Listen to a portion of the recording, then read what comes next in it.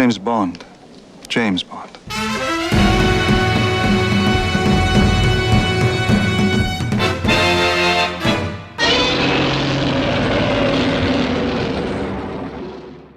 Hello and welcome. You're listening to Bond vs. Godzilla, the podcast that compares and contrasts two of the longest-running film series in cinema history.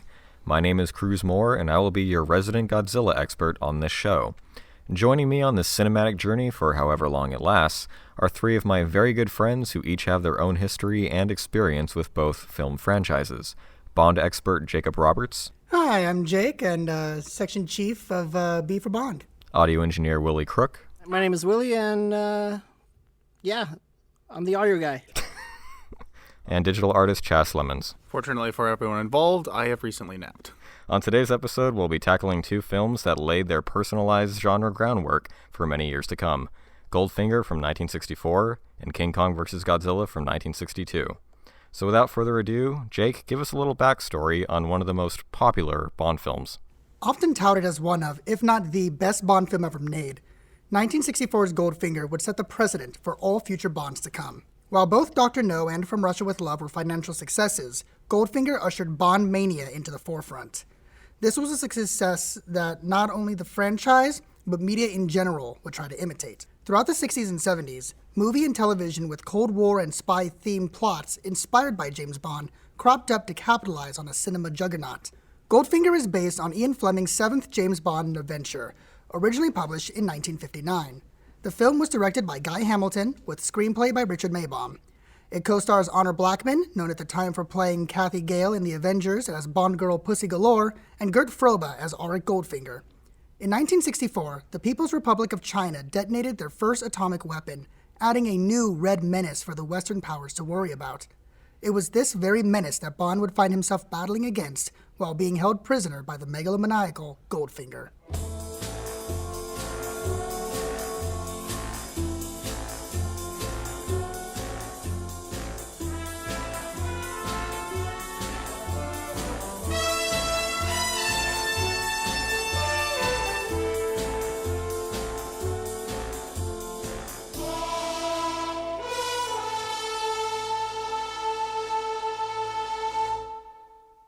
Watching the franchise as a whole, the first two have a completely different feel than Goldfinger and everything else that goes forward.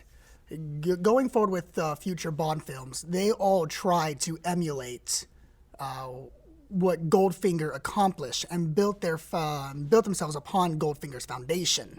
In terms of more locales to be globe-trotting across, crazier gadgets, over-the-top villains, these things that you heavily associate Bond with derives from Goldfinger far more than either of the previous two films. Because I feel like the best part of Goldfinger is the fact that the threat itself not only corrects From Russia with Love's mistake, which is explain everything at the beginning, we have absolutely no idea why this guy is so dangerous. Yeah, what I find most fascinating about Goldfinger, and the main aspect that I think separates Goldfinger from other movies, what makes it distinct, is the fact that throughout the majority of the runtime, Bond is essentially Goldfinger's prisoner. Bond has his agency taken away. He can do very little besides watch and learn.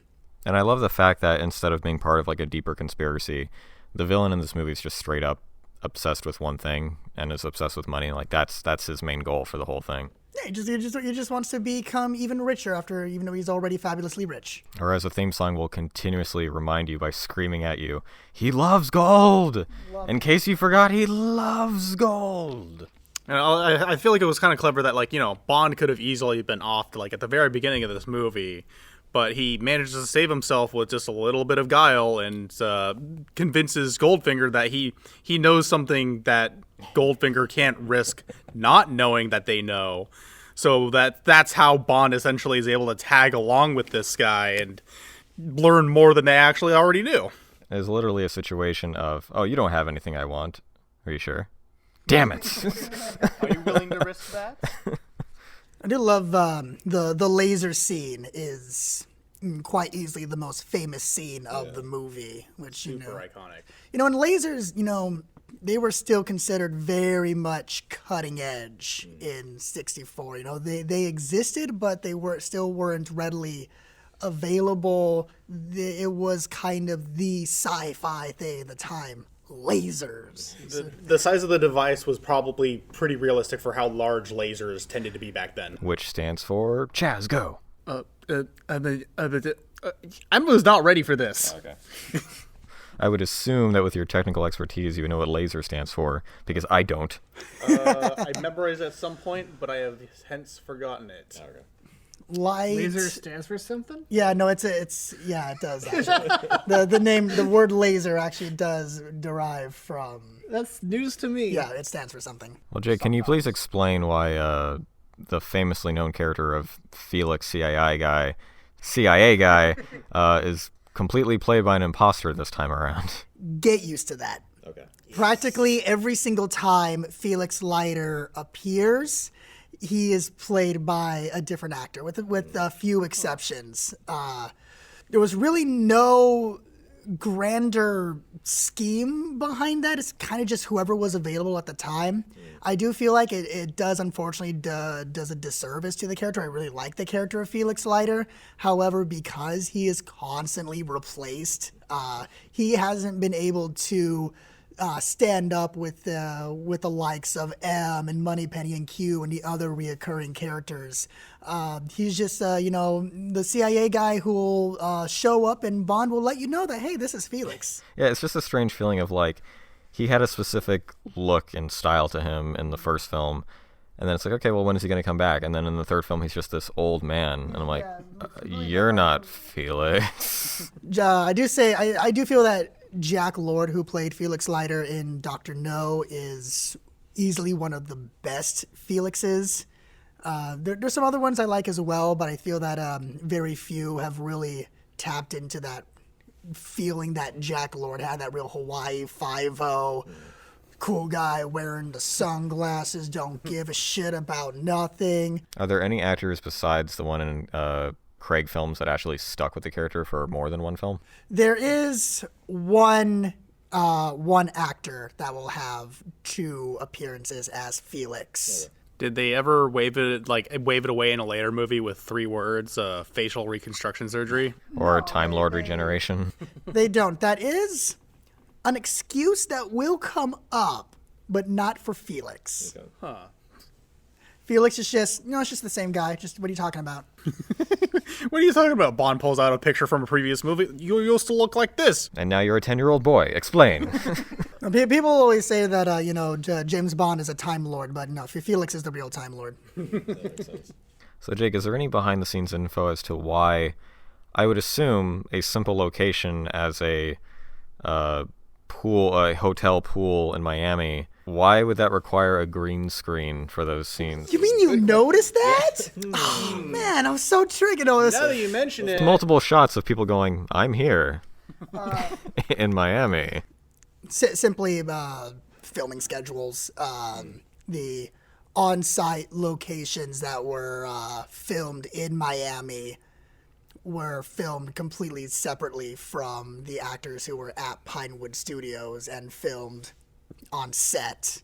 Don't quote me on this, but I think I did read somewhere that Gert Froba especially, I don't think he ever made it to Miami. I think all of his shots were filmed separately, either using a set or a green screen. Mm-hmm.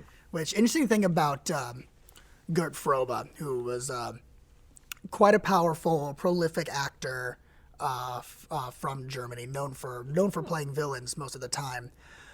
Can't imagine why. Yeah, no, they scouted him. They brought him in, to start filming. He didn't speak a lick of English.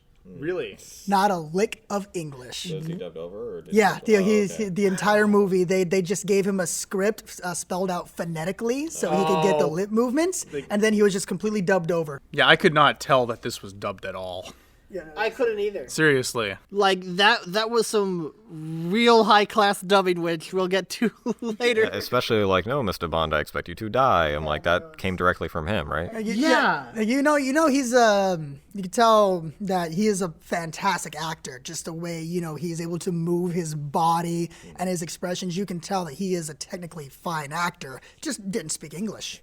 Yeah, there were just weird moments where it's like you're clearly watching someone playing a card game, and oh my god, all the people behind him are suddenly ginormous. Looks like you're about to see the attack of the 50-foot woman.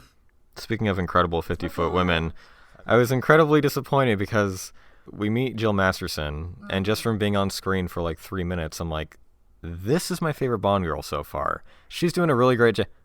Dead? Yeah. Straight up dead? It's the sacrificial lamb thing. She did give us the iconic image of the woman painted in gold sprout out on the bed, which I'm still questioning, how long would that take to do? That's the one thing I do like to poke fun at this movie is that, like, okay, how long was Bond knocked out, sprawled out there on the floor while they took the time to completely cover Jill head to toe and paint? back up. I guess my mind kind of likes to switch between like them using like a house painting brush and just like them using like a little detail brush and just like slowly I forgot doing about layer her by layer. eyelids. They just bring in a gigantic vat of liquid gold and they just dip her in it. There you go.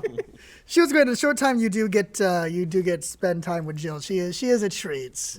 Like she has really good chemistry with Bond too. Pussy Galore is definitely a standout, though. I still rank her as easily one of the best Bond girls in the franchise. And we've gone through 2 so far. Are there any Bond girls that actually stick around for the next film?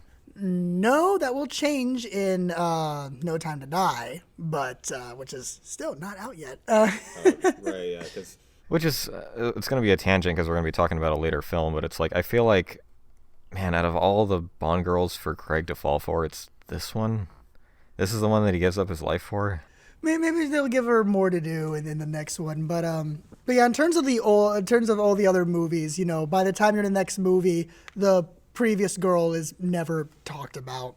So Chaz, as someone who's had a longevous experience of being employed on a golf course, how did you feel about the very surprisingly tense golf scene in this movie? I'm sorry, I'm just flashing back to that other scene that you showed me the other time. I showed Chaz a scene from Falling Down, which is like sums up our opinions on the elderly on golf courses because we live close to resorts and everything. Probably the most remarkable thing was just seeing oh my god, I almost called him Shortstop. Seeing you're thinking of Short Odd Round. Job, yeah. Random task. Odds and ends. Hitman name number 1. Seeing Odd Job crush the golf ball was pretty interesting because golf balls are pretty hard. But I actually did a project in elementary school where I dissected a golf ball and did like a little project on what was inside of them. So you took out its heart, its liver, its spleen. Meanwhile, while they're looking for the golf ball, I'm thinking of George Carlin's bit. Pick it up and take it home. You're lucky you found the fucking thing. Yeah, no, this filming Goldfinger made Sean Connery fall in love with the sport. He will remain an avid golfer the entire rest of his life. Like I said, it's surprisingly tense. It's just a game of golf. Yeah. There's no background music. It's just the dead silence of the golf course. I've always felt that the golf scene maybe went on a smidgen too long, but at the same time, there's really no fat to cut. The tension between Bond and Goldfinger is definitely very, very good. Goldfinger is the strongest thing about Goldfinger. He still stays as one of the best villains in the entire franchise. He spends so much screen time with Bond. There is a lot of interaction between Bond and Goldfinger, which is what you really need to build up a villain, is having that constant screen time and interaction with each other. And, there are films that have, honestly, very weak and forgettable villains. More times than not, the reason for that is because Bond interacts with them maybe once or twice in the entire movie. Bond and Goldfinger, like you said, it is constant mind games. They are constantly trying to one-up with each other with their quips. very notably in the laser room and even in other instances as well. With I enjoyed your briefing. Yeah.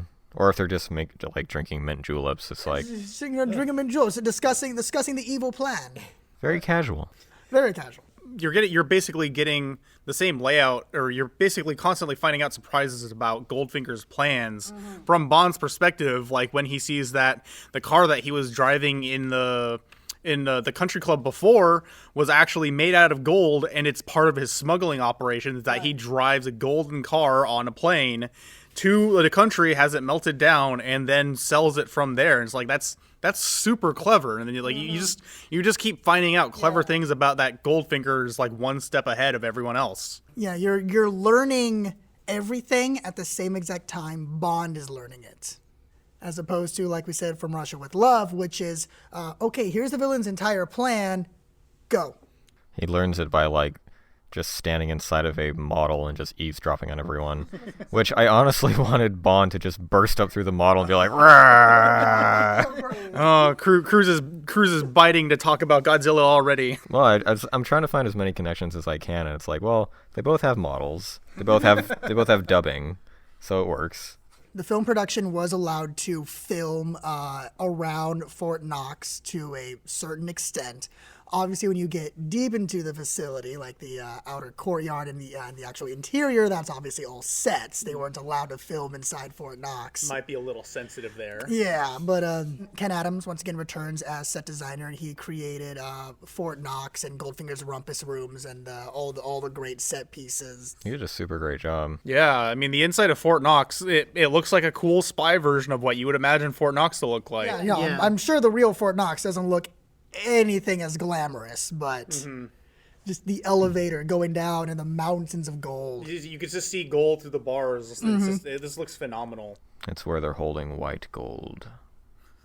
Willie should understand that reference. It sounds familiar, but right now it's blanking. Oh, he was a rock star for the Got Milk commercials. No one remembers these. No. God damn it. There were some interesting tidbits in that in the climax within the gold at Fort Knox. First of all, when Oddjob gets killed with the electricity, with the sparks and everything, Harold Sakata, who played Oddjob, did suffer severe burns. Oh wow! What? From the shot, when they set the sparks to fly off to signify Oddjob getting electrified. He did suffer the burns, but he just acted through it, and his words were, well, you never said cut. So he just acted through just getting freaking burned. Oh, that's a true professional right there. Yep. Harold Sakata, he was very well known at the time, Korean professional wrestler. Oh wow! I thought I heard about that. Yeah, he was a famous professional wrestler. It's no different than bringing in like Dave Bautista or The Rock. And then there was a last minute change in let me see whose idea was. I think I wrote down whose idea it was. It was Harry Saltzman's idea, one of the co-producers, to have originally the script set to when the nuclear bomb gets turned off at the end. The timer in the script originally said had 3 seconds remaining. Harry Saltzman had the idea to change it last minute, so it showed 7 seconds remaining. So the timer showed 007. Genius. Yeah, you didn't catch that? No, I thought it was didn't. great. I'm like, oh, you guys are so clever. I'm glad you guys brought that up now, though, because that's really cool. So I thought Hot Fuzz was the first film to give an old woman a machine gun. And I was pleasantly surprised to see that Goldfinger did it. And I was like, oh my God. That scene is always a treat. I feel like I remember my first time watching that. I just lost it. Everyone does. That's just one of the funniest visuals. Just as this kind, sweet old woman, and she kind of just has enough meat on her that she jiggles a bit as the machine gun goes off, and it's hilarious. I also really love in that scene, I love because there's somewhat of a nostalgia to it if it's done well, just having someone either standing or driving in front of just an obvious screen.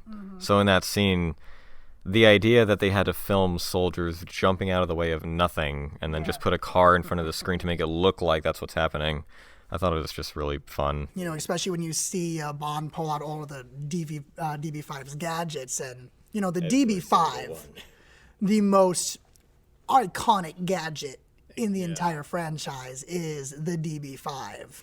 Practically all of the gadgets within the car were actual practical gadgets that they installed into the car. Not all at once. The car couldn't hold. There was 2 cars that they used for production, and the car couldn't hold all the gadgets at once, but they could be brought in and out. But yeah, the car did have taillights that can spew out a slick Or a smoke screen. Yeah, the car actually did shoot out the smoke screen.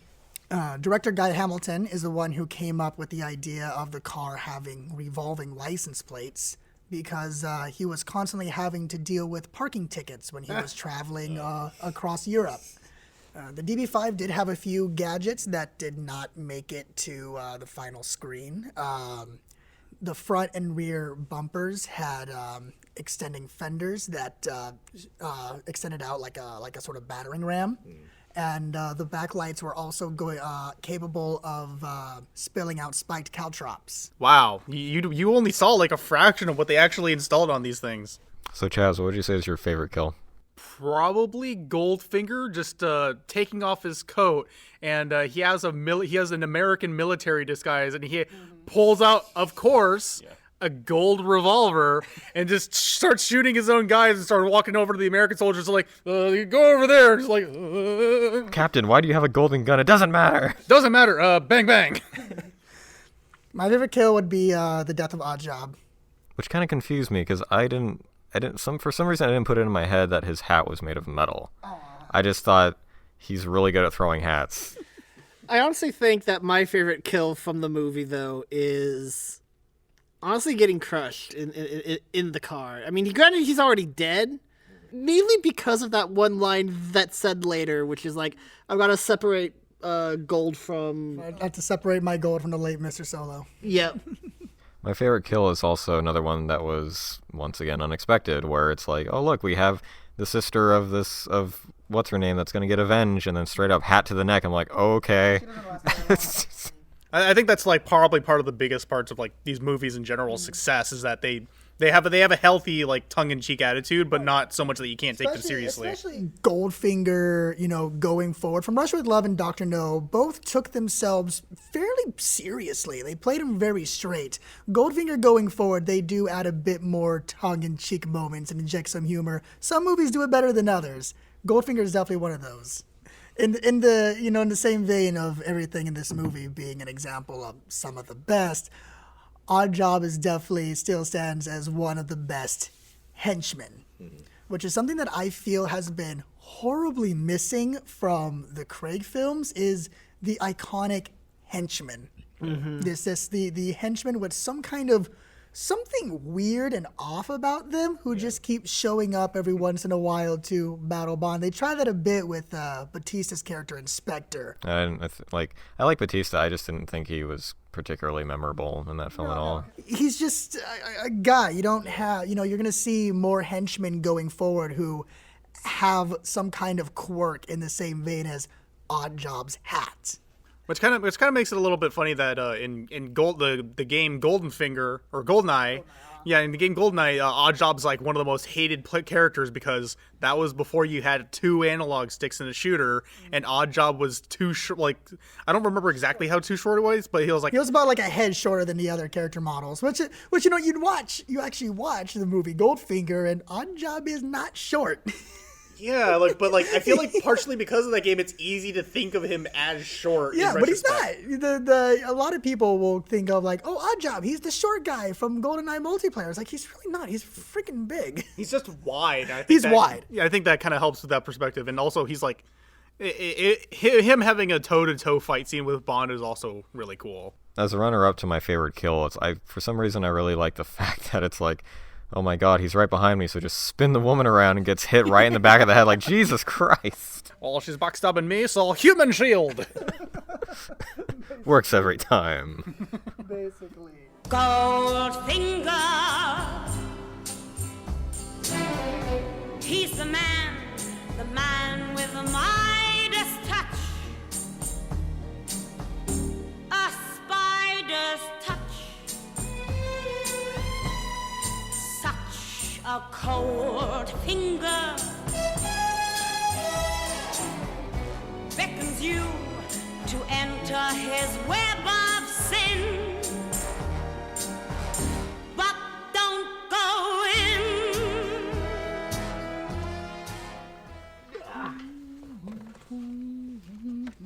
about my phone going off earlier, Cruz.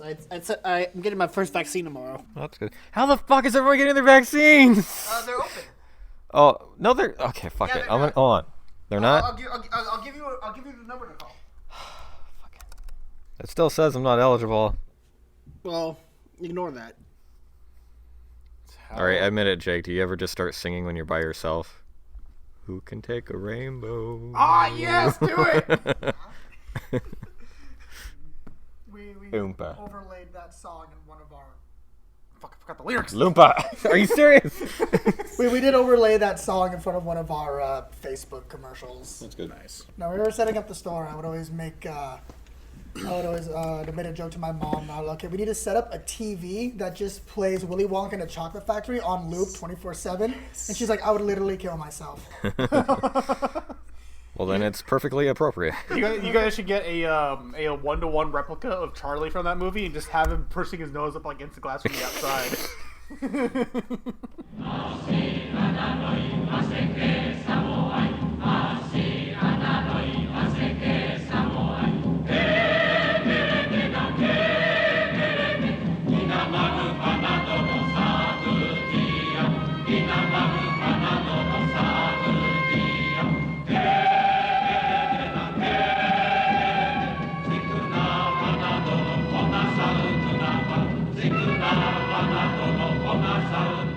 After the disappointment that was Godzilla Raids Again, Godzilla would slumber in an iceberg both fictionally and literally for 7 years, until American special effects genius Willis O'Brien stepped into the ring. The stop-motion effects artist behind The Lost World and King Kong felt a personal calling to bring back the iconic ape for the forthcoming giant monster age of cinema, with a new film entitled King Kong vs. Frankenstein. However, once the idea was passed on to producer and giant monster enthusiast John Beck, he and Toho swapped out Frankenstein with Godzilla, and the rest is cinematic history. Albeit unfair history for Willis O'Brien, who wasn't informed for months that his script was getting a gargantuan makeover, and sadly passed away the same year it was made. What followed was a clash of titans that did gangbusters for Japan, and once it was edited and dubbed over for American audiences in 1963, it solidified Godzilla as a household name. However, the American edit does come with a number of criticisms. Akira Ifukube's score was replaced with stock music from other Universal monster movies. Scenes were cut for time and pacing, and worst of all is the inclusion of American news reporters and scientists who feel the need to interrupt the film and explain what's happening to the audience, as if we're too stupid to follow a movie about giant monsters fighting each other. What was originally Ishiro Honda's farcical satire on Japan's rampant commercialism in the 1960s turned into a more streamlined monster film. And I honestly have no problem with that, as I feel the American edit is just as good as the original, and it was also one of the original Godzilla films that I grew up with. So, what's everyone's opinion on the first Godzilla film in color, scope, stereo, and the first to adopt the Versus title? I know this is completely a me problem because of me being an audio engineer and having worked in that field and having watched actors dub. Well, admitting you have a problem is the first step, Willie. About halfway through the movie, I was not bored, but I was waiting for the fight. I was just kind of like wanting the fight to start because I was just like disinterested in everything that was going on. Wait, what does that have to do with audio? And part of that is because the dub was so off to me at times. And I even caught it in the submarine where they were speaking English, which you told me they dubbed over English with new English, and I could see that. Mm-hmm. There was like so many times where the dubbing just took me out of the movie. We'll get used to it, Willie, because you have 30 films to go. Yeah, and that's the thing. Like, I can take a bad quote-unquote dub and still appreciate a movie for it. Case in point, Shaolin Soccer. But with this movie, it was just... I think it was just how much was just off that it was hard for me to stay focused on what was going on until the monsters finally were fighting.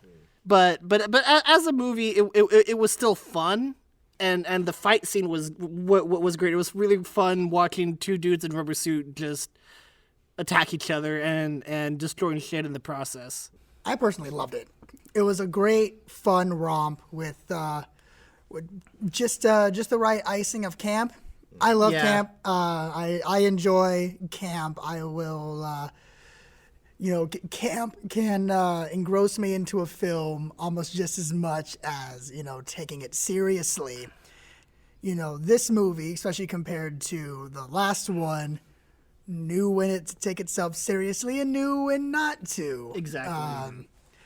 If anything, I applaud the dubbing work for honestly trying to match the lip movements and the expressions as much as possible, even if that did result in some unnatural deliveries.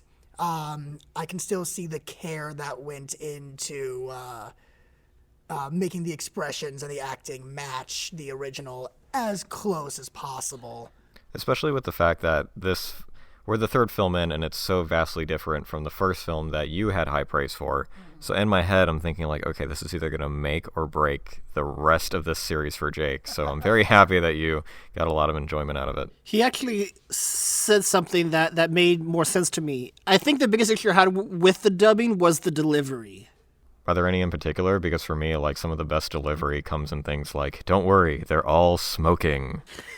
Like that was funny. But Or my favorite of all, which I'll insert right now. No more. I'm sick of Godzilla. yeah, talk. Oh, the guy who was quote unquote responsible for King Kong. Who claimed absolute ownership over him. Yeah. I enjoyed that he was the only character who was absolutely over the top. Yeah. Everyone Yeah. else, even with awkward deliveries, they were still playing their characters straight. This guy was just a literal Looney Tune. Yeah. Yeah. There was only one dub delivery that really shook me for a loop. And there was this guy talking. I think it was like in a war meeting with the military characters or something, and it sounded like he completely switched actors mid sentence. I beg your pardon, General Shinzo, but this is our latest report. Godzilla's nearing Hokkaido. That's the only one that just made me go, "Oh, that wasn't very good, was it?" Yeah, the actor that plays Takao was very much like the Charlie Chaplin of Japan, because he was known for making people laugh but also cry with the range that he had. That's awesome. So that's why I think he's one of the best parts of the film. Like I know we're gonna talk about the modern version iteration, but he's probably one of the few things that in my mind the new movie didn't really have that much of an equivalent of. So like he's the one thing from this movie that I'm remembering the most vividly. He pulls out an umbrella out of nowhere. On the back of the ship. Oh, and he accidentally pushes the dynamite plunger, but it turns out they're duds. That was a great gag. That was Yeah. that He was was a so cartoon much character. fun. He was an Yeah. absolute Looney Tune. Like I was able to I loved all of that. I think the biggest issue I had was less the dub and more the delivery of the dub. I was a little bit worried going into this movie, and it's a worry that is born from experience with older films, especially from like the 60s and the 70s, that are transferring into color. Yeah. And that is, when it comes to early effects, black and white is a lot more forgiving. Example I can use to mirror this, it would be Doctor Who. 60s Doctor Who, which is in black and white, looks a lot better than 70s Doctor Who in color.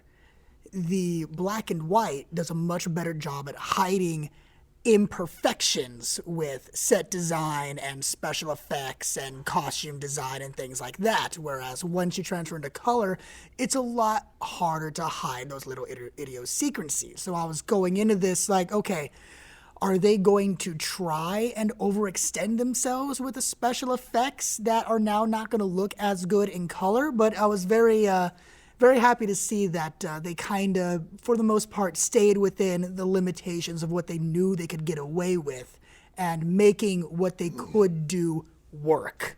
And this film does a great job, I think, in utilizing its newfound color and also Toho scope, because now we actually get to see the color of Godzilla's fire and it glowing off of his scales. We get to see that weird, that like bioluminescent glow coming from the iceberg. So Yeah, the Navy rescue helicopter was like, it almost looked like a toy, but it still looked like a real helicopter. It just looked like naval colors that were like easy to spot from like a long distance away on an ocean. The only thing I'll say that I think looked worse were the tank models.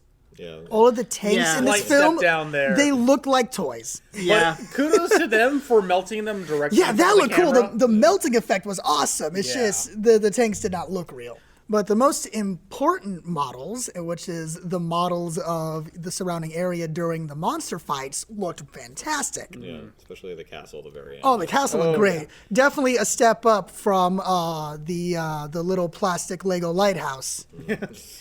Yeah, and even some of the effects that they had to kind of key in from other shots, like the lake setting on fire from pouring gasoline into it, that actually looked pretty good. That looked great. I really enjoyed that effect. That Yeah. looked great. So did anyone else spot our beloved Dr. Serizawa back from the dead What? and both of his eyes restored? The actor return? Yeah. I don't know who exactly he was supposed to be, but he's supposed to be another doctor that all the people were like, he has the best line in the movie. Doctor, is Godzilla coming? Yes, he is approaching. Quickly. As opposed to casually strolling. Oh, yes. Yes, of course. Okay, so that's the same actor. That's interesting. Because like I mentioned in the previous podcast, like, they'll reuse actors throughout the series, so it's always just a fun little lookout game to just see if you can spot how many actors came back. One of the things that I'm a huge fan of when it comes to audio and just filmmaking is experimenting with different soundtracks for particular films. So a lot of the complaints that this film gets is that Ifukube's score is completely removed in favor of universal stock music. The thing is, I actually think it works in the film's favor because it makes it sound more like an American horror film rather than the iconic themes that Ifukube did for a Godzilla film. So, what about you guys? Did you feel like it was out of place or didn't fit? I'm not a music guy. Honestly, I didn't... That was a snort. Oh my god. Yeah, that was a... I wasn't going to say anything, but that was quite rude. Friends of Willie would not be too surprised. And now the snorting starts. I typically don't even notice soundtracks unless they really stand out. I didn't even mention it with Goldfinger because I'm not prone to mention music at all because that's just not where my interest lies, but Goldfinger does have one of my favorite soundtracks in the entire Bond franchise. I could tell because I could hear you humming it in the theater. In terms of this movie, nothing about the soundtrack stood out to me, at least not in the same way that especially the first film did. The first film's soundtrack, like I said, that iconic score, I definitely took notice of that. This is just one of those movies that I found it incidental, which, you know, coming from me, that is a good thing, because if I notice your score, it's either a standout score or it's a god-awful score. I mean, if the soundtrack was the more iconic Godzilla score, I probably would have noticed it. But more, I just noticed that the score was more like less memorable than I remember from Godzilla movies.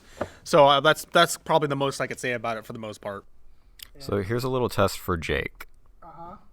Jake, true or false? There's a Bond girl in King Kong vs. Godzilla. Ooh, if there was, I didn't notice her. Yeah, it was what's the actress? Her name's Mia Hama, Yeah, it's her. Yeah. who plays... Mia Hama was, oh god, not to get them confused in my head, because there's Mia Hama and Akiko Wakabayashi. Mia Hama was Kissy Suzuki. Correct. Yeah, so much like the Bond series, the Godzilla series, to an extent, also features like a number of beautifully stunning actresses that reappear throughout the series. So I am. Now that we're 3 movies into it, I am noticing the pattern of these films, putting some special attention into the female characters. Each film has had, a female lead that is played prominently. They definitely put care into the female characters, which I appreciate. and they definitely become more significant as the series goes on. So Godzilla's suit design in this film is one of my favorites of the whole series. Do you guys agree that it's better than Raid's again? Oh, heck yeah! He actually looked badass this time. It looked like he might have put on a few pounds. I feel like mostly from the side he looks very iconic, I think. I really like his design. Like I said, he kind of looks like he's put on a few pounds. I think he's a bit thicker in the waist, but that probably made it a lot easier to move around in the suit. So how did you guys like the third kaiju in this film, which is the giant octopus? I love the octopus. Yeah, octopus is great. That shit was creepy. It was such a great practical. I really wanted to yell out, "Oh my god, it's the blob!" Yeah, that's what I thought at first too. Being able to use a real octopus like that and make it look so good made that scene 10 times better than it would have been if it was just a rubber octopus flailing around. Yeah. Poor octopus part, though. I mean, like, they straight up hit it with those rocks, which, obviously, they were fixed. I'm sure it didn't hurt it, but still, they were, like, actually, like, hitting that thing with... Well, the rocks were, like, that's an entire, like, screen effect, so the octopus wasn't getting hit with rocks. But on the other hand, in order for the octopus to actually act... they did technically have to poke it with sticks and use some hair dryers to kind of get it moving. So it's just... stuff you probably couldn't get away with doing to an animal today.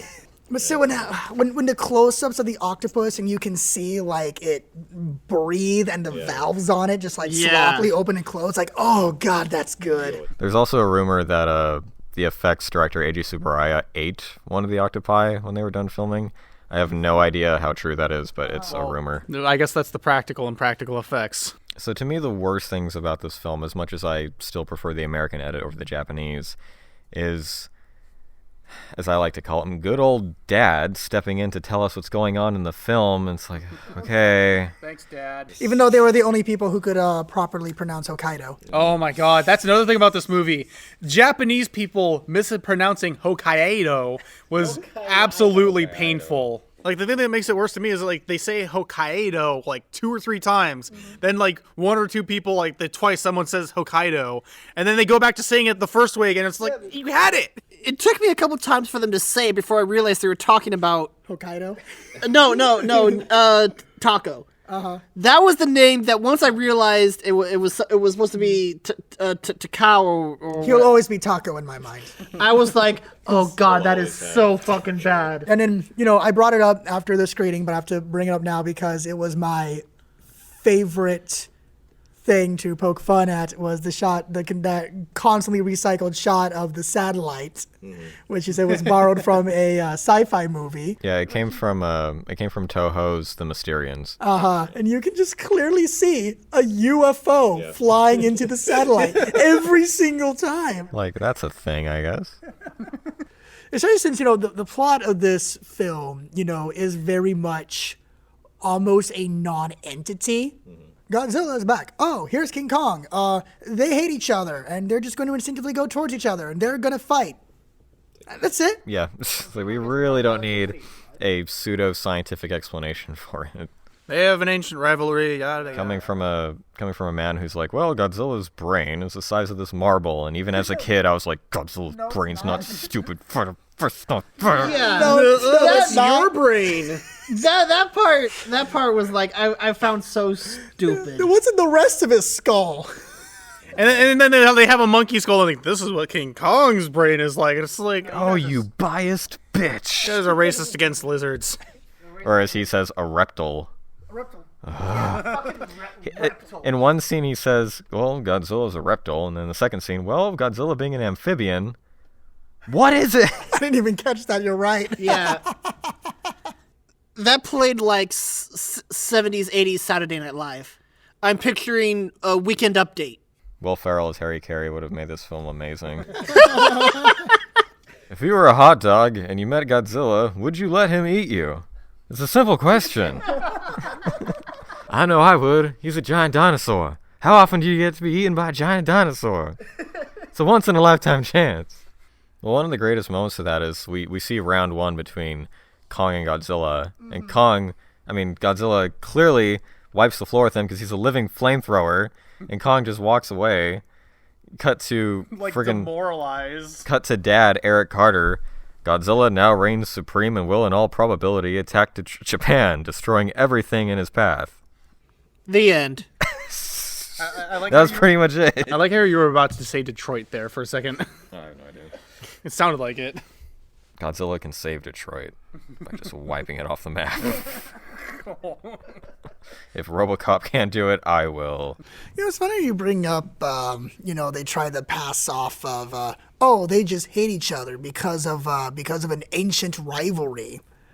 And what's funny about that is that's the same exact excuse they used in the new one, but it was believable there. Yeah, they fleshed it out with like a whole bunch of like support material, there's like different cultures believing in this. Yeah. So moving on to alternate titles for the film, we surprisingly have a very low count with the original King Kong vs. Godzilla. Then in Germany, we have The Return of King Kong. And from Italy, we have The Triumph of King Kong, completely removing Godzilla from the equation. So sensing a bias. We have a total of 3 for this film. So part of the marketing in Japan for the film was an actual conversation between King Kong and Godzilla in a kind of a boxing match shit-talking fashion. So Jake, would you do me the honors of playing King Kong to my Godzilla? Thank you for coming tonight, ladies and gentlemen. In this corner, we have Godzilla weighing in at very heavy 7 years have passed since I rose from the bottom of the southern seas and raved about in Japan, leaving destruction behind everywhere I crawled. It is most gratifying for me to have the privilege of seeing you again after breaking through an iceberg in the Arctic Ocean where I was buried. At the thought of my engagement with King Kong from America, I feel my blood boil and flesh dance. I am now applying myself to vigorous training day and night to capture the World Monster Championship from King Kong. And in this corner, we have King Kong, weighing in at also very heavy. I may be a stranger to the younger people here, but have quite a number of fighting adventures to my credit. I will fight to the last ditch in the forthcoming encounter with Mr. Godzilla, for my title is at stake. Hearing that the world-renowned special effects director Eiji Tsuburaya is to act as referee, I'm going to return to the screen in high spirits.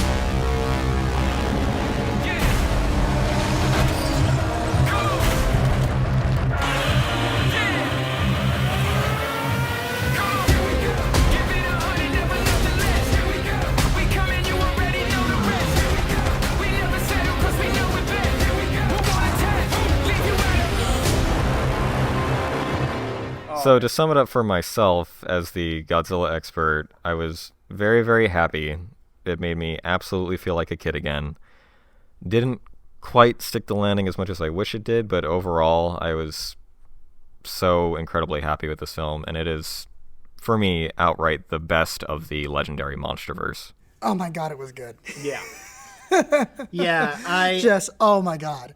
I was just utterly happy seeing this go through, and I'm glad I was able to remain spoiler free because I had to sign off of social media because I had like 3 people who started talking about the movie as they were watching it. That's why you don't use social media, kids. The one thing that I had quote unquote spoiled for me, which wasn't really a big spoiler, was that Florida gets attacked in the first like 30 minutes.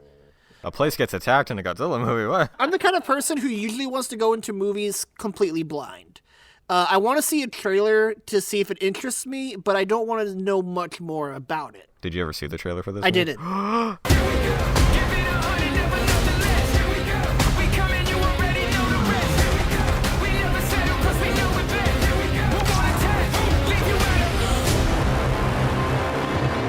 For a roughly 2-hour movie that's being funded in the mainstream Hollywood sphere, this movie looks like it's gonna run into some annoying hiccups like as you're watching it, but then it just conveniently jumps over it and it's like, here's the monsters that you're actually here to see again. Which is why I consider this the best out of the 4 films, because one of my major complaints with these 3 like American iterations of kaiju films is that the Japanese have a certain way of crafting characters that just fit into this universe and can just be memorable and don't overstay their welcome.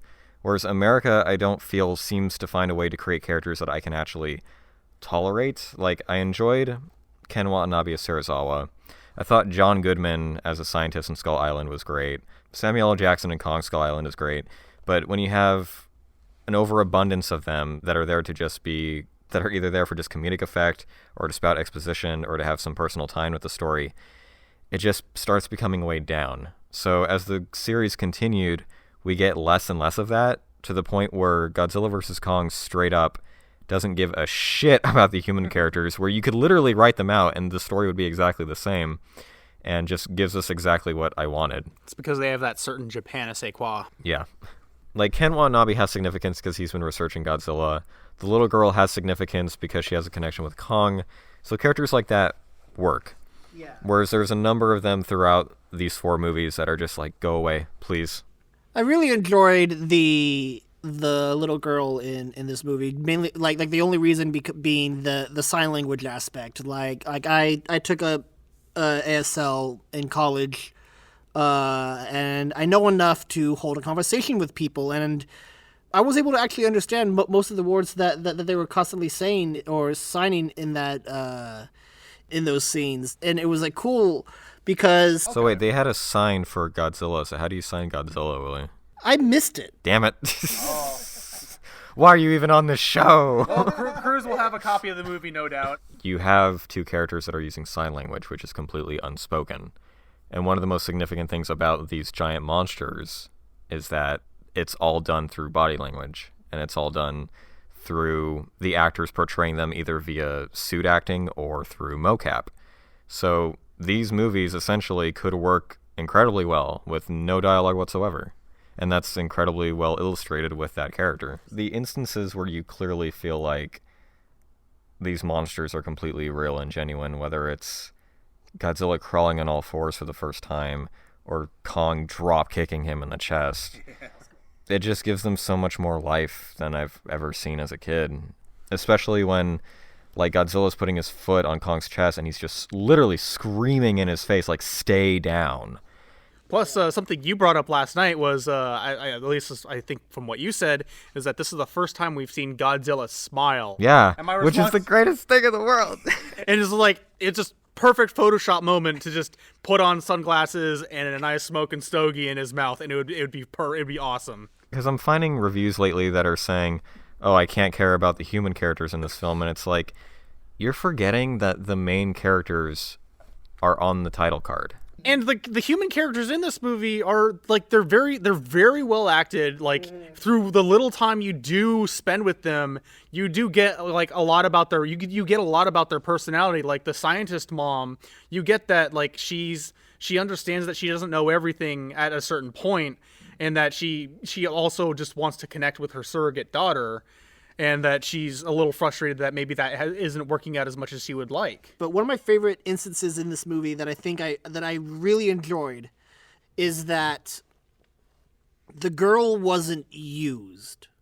She didn't have to lie. She didn't betray Kong at all. She had like complete agency, and she was almost treated as an equal, other than being a child and them needing to help her that way. But when she signs your family might be down there, I was just like, she didn't say is. Fuck yes, thank you. That was another one of those things I was afraid the movie was gonna do, that like kind of Hollywood trap where they're gonna have the liar revealed plot line. But no, they just have them do it in a nuanced manner, like we're not gonna say anything for certain, but your family might be down there, and they let Kong decide what to do from there.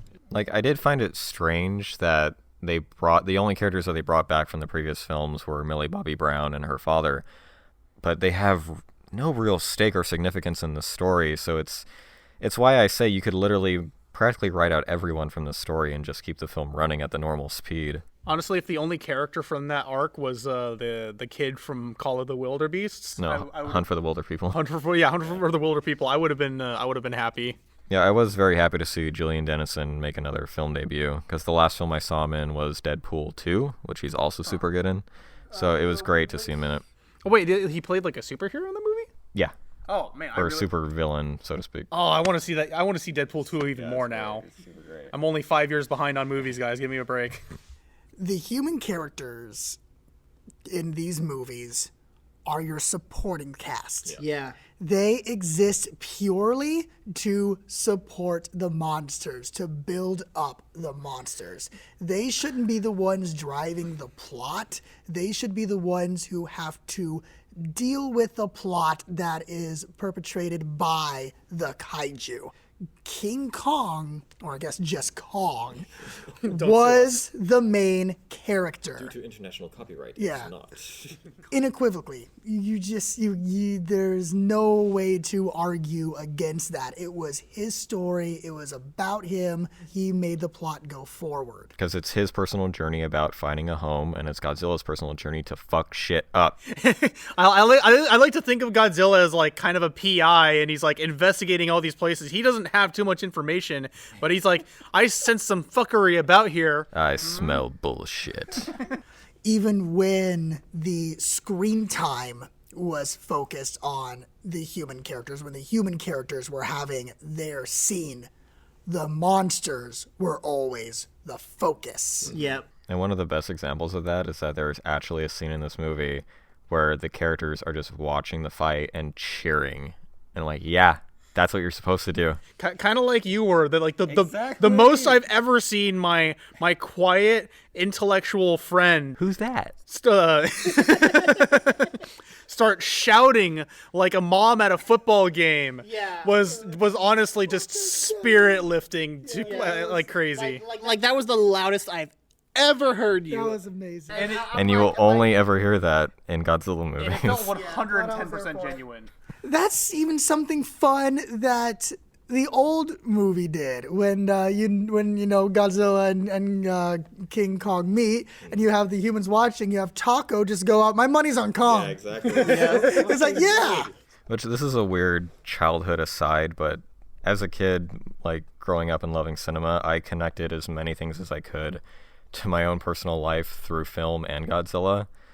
So for the longest time, whenever someone flipped a coin, I always associated King Kong with heads and Godzilla with tails, because Godzilla has a tail. And then it wasn't until I rewatched this film like a year ago that I'm like, oh my god, that's where it came from.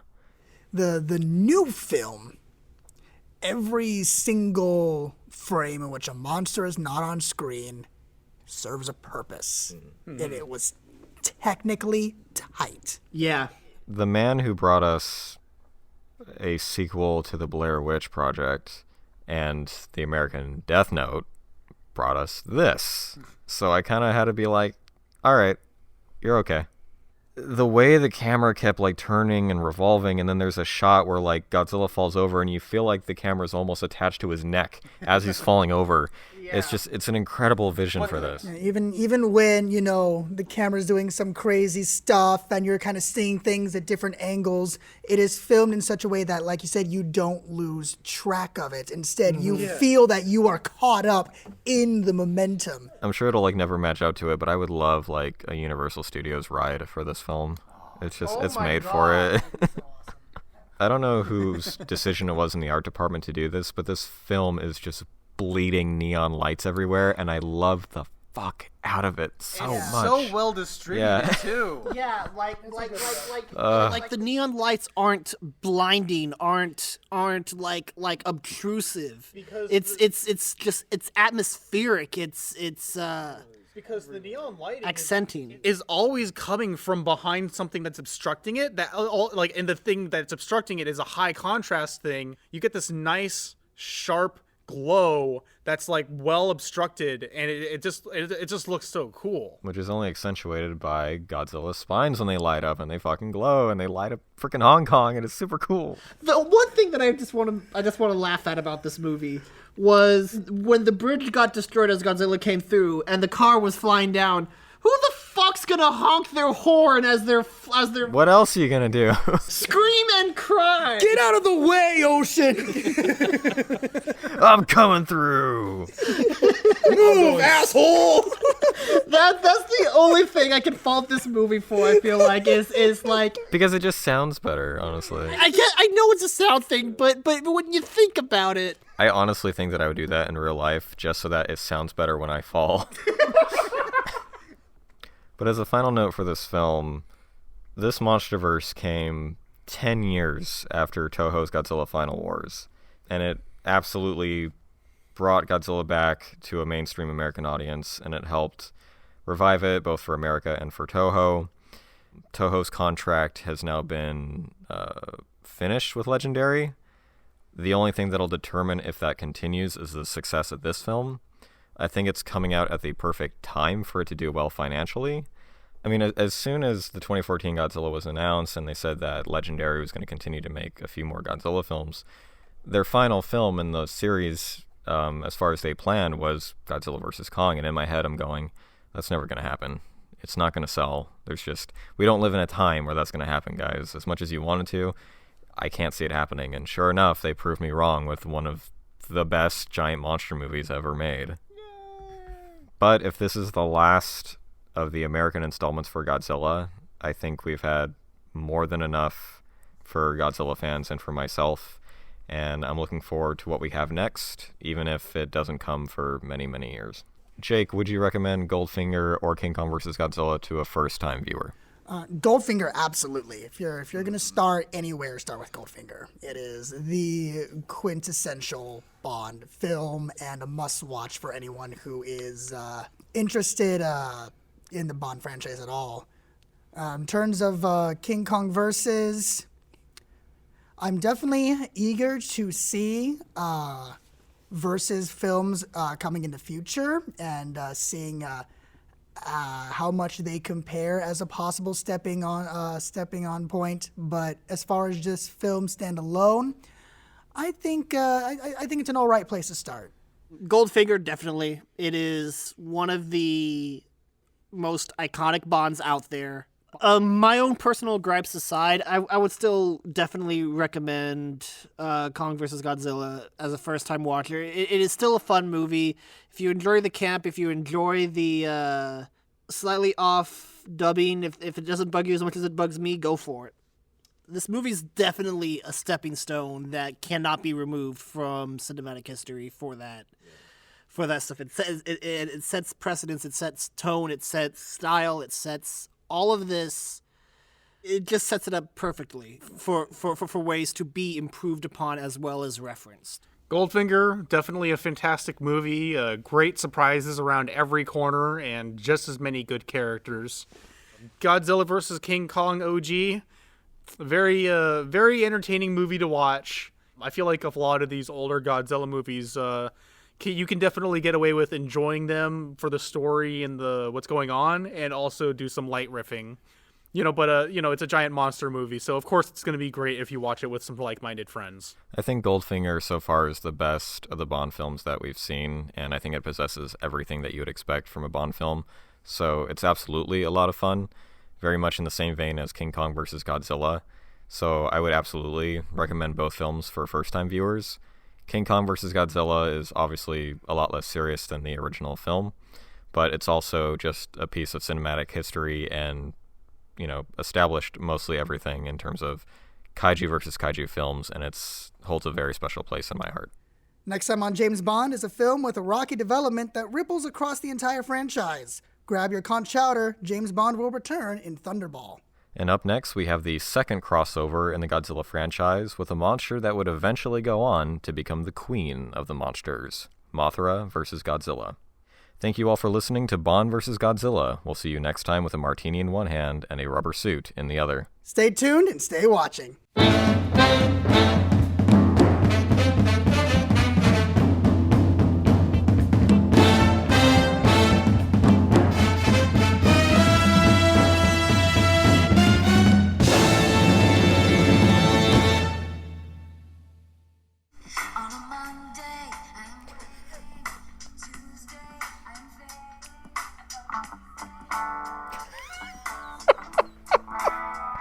I kind of feel bad for her. 'Cause I know. She looks like she's just like really just mentally groggy for some reason. And it's just like, oh, I'm there right now.